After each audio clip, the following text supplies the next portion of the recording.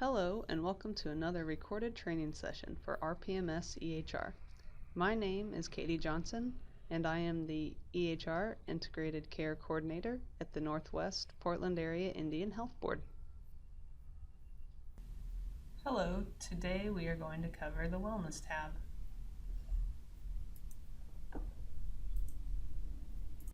Time for my disclaimer.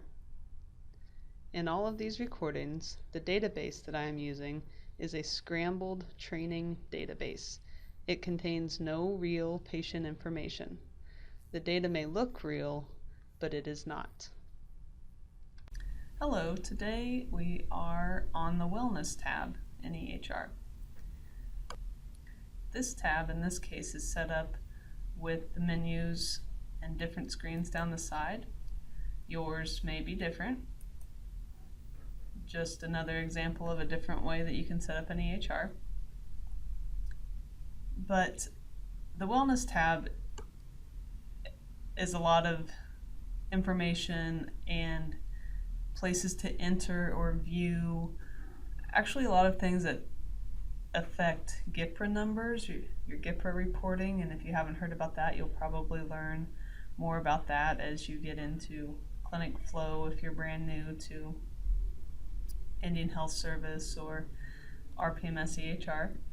But it's a place to document exams and health factors in education and immunizations and skin tests and things like that usually. And often there might be more than one way to document these items, particularly something that has been used much more recently and we do want to encourage you to use, we'll get to later, but are things called reminder dialogues. And after you see this, and then when we get to the point where we will cover reminder dialogues if they're in use at your site, and you'll see the advantage of them. It saves several clicks and documents things like your education topics or your exams or health factors from the Notes tab actually. But they're a special feature, so we will cover that later. Today I want to show you how you enter information directly onto the Wellness tab. So first of all, education, document education, that's a big one. And there's more than one way to document education. I mentioned reminder dialogues from the Notes tab when we get there. There's this direct entry that we're going to show today. There's also probably what's everybody's starting to kind of lean towards, particularly providers, maybe not as much nurses or other users that would be documenting education, but another place education can be documented is on the problem list. So we will get to that in a minute on a different recording when we talk about problem lists. So again, today, direct entry into the education component. You have a patient selected and click on Add. And you see Indian Health Services, we have lots and lots and lots of different education topics already here. It can be a bit overwhelming, so sometimes you might need to know what you're going after, and that's another advantage of maybe doing it from the problem list if you have that option, is because you've already got your topic, your problem, whatever it is, selected, and you're choosing education based on that. But so these overall lists, this is a list by name lookup, and it's, as it says, by the name of the education topic. We have category lists, and these can be, this to me is more helpful if you're just kind of scanning and looking for something. This kind of puts it in more of a compact view, and you can find your topic and then see if there's something under it by clicking on the little plus sign and opening up and seeing what all of our subtopics are.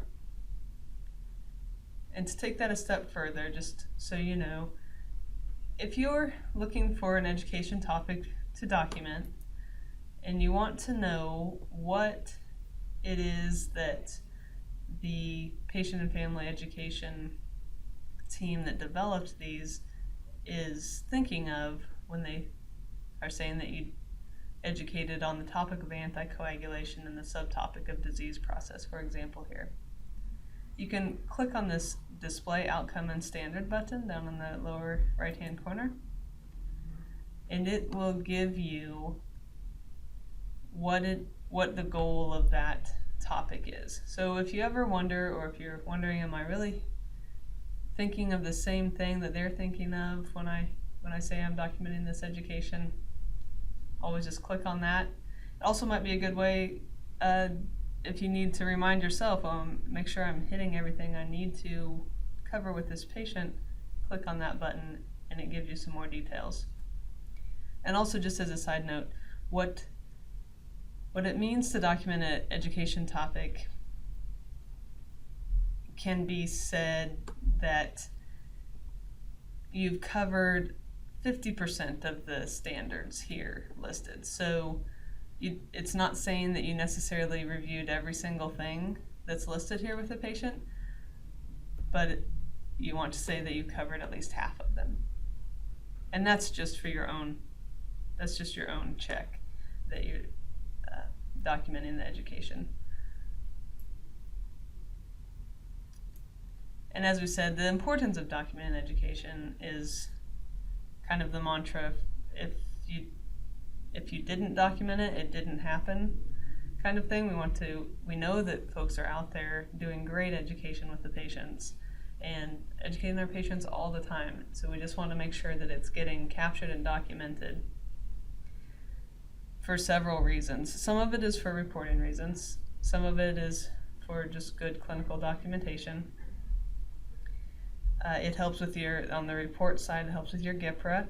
It also helps with some meaningful use and other things in the future that we might not even know about yet, the different things that we might measure. So the reporting purposes category of reasons for documenting education. So name lookup, category lookup. Again, these are just different ways, disease and topic entry, procedure and topic entry, different ways to look up education topics. And you notice here when I clicked on disease and topic entry, it also brought in this patient's problem list. It said, oh, we guess that you might want to search a disease or topic entry on based on what this patient has on their problem list, which is usually a pretty good guess. So let's see what happens if we if we do that, you can click around and find what you're looking for here. But really, if you get into documenting education often, it's really your pick lists that can be a huge help if you're not doing it from the problem list. So pick list, this is something that can be hugely helpful. As you can see, it just has your clinical application coordinator can make these for you. Any topic, name it basically anything you want, put whatever education topics are needed on that pick list, and then they're handy right there for you. You didn't have to search anything, you just pulled up your pick list.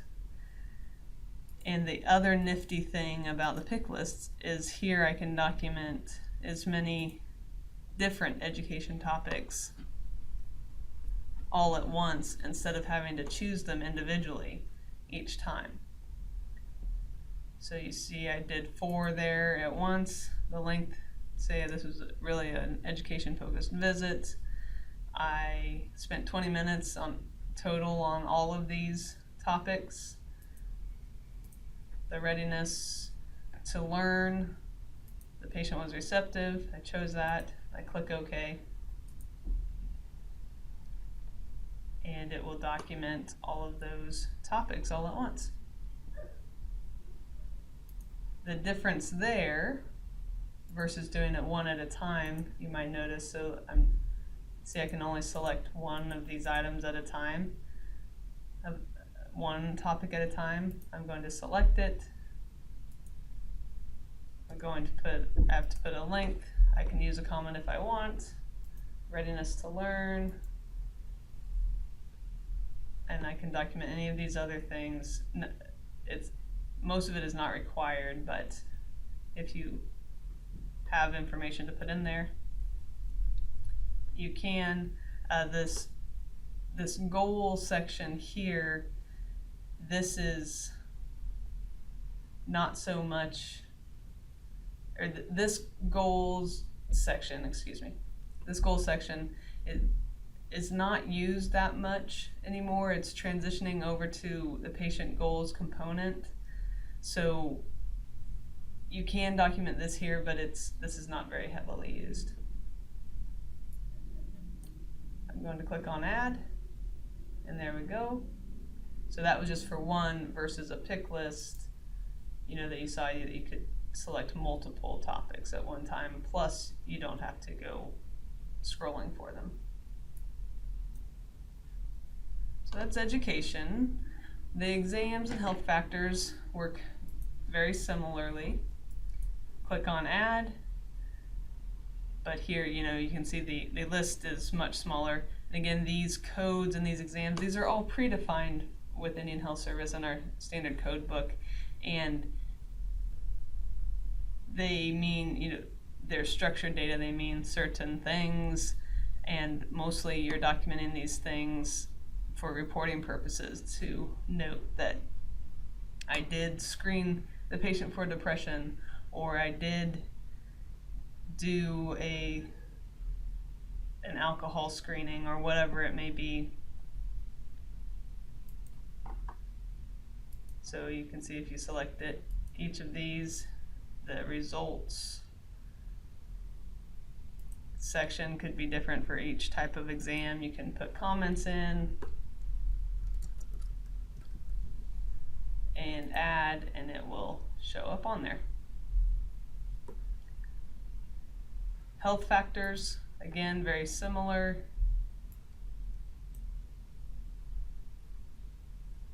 Tobacco is a big one. It gets a lot of attention, documenting tobacco exposure and smoking status. There are lots of different ways to do that here, and you can document multiple things to get the real picture of what the patient's situation is. Anyway, you select one, click add, and it shows up in our health factors component. Now on to immunizations. This test database, this forecaster is not working right now, but this will be a big place that you are looking to see if the patient is due for any immunizations. The forecaster is very accurate. It's an automatic thing. It actually uses something from the Texas Children's Hospital, I believe, developed a forecaster. At any rate, it is very accurate to let you know what the patient is due for. However, of course, it's dependent on you having a good record of immunizations actually documented so that it knows what has been given. Have the contraindications section, so you can add if the patient has a contraindication to an immunization. To add an immunization, you click on add, then you find the immunization that you want. And if something is missing, if something isn't right, the person you will talk to is your immunization coordinator generally at your site. And at smaller sites, that's probably a person that's wearing multiple other hats as well. But most sites have an immunization coordinator that receives the immunizations, puts in the lot numbers into the system, and all of that so that you can accurately document that a vaccine was given. There, it knows in this case, I have an older system, it knows that this lot was expired, so you can see how things like that are shown. You can document where things were given, that the VIS was given. You can document this has to do with eligibility for the free vaccines from the state or not. Anyway, there several things have been added here that we did not used to have that are useful for the VFC, the Vaccines for Children's program with your state. And any notes, and then you can click OK. And it will update the vaccine section here. Skin test, also pretty straightforward. Generally, we're documenting PPD tests. So the way that you do that is originally when it's placed, you would place it. The status would be pending. And then when the patient returns to have it read, you find that, the one that you placed, and you change the results as appropriate.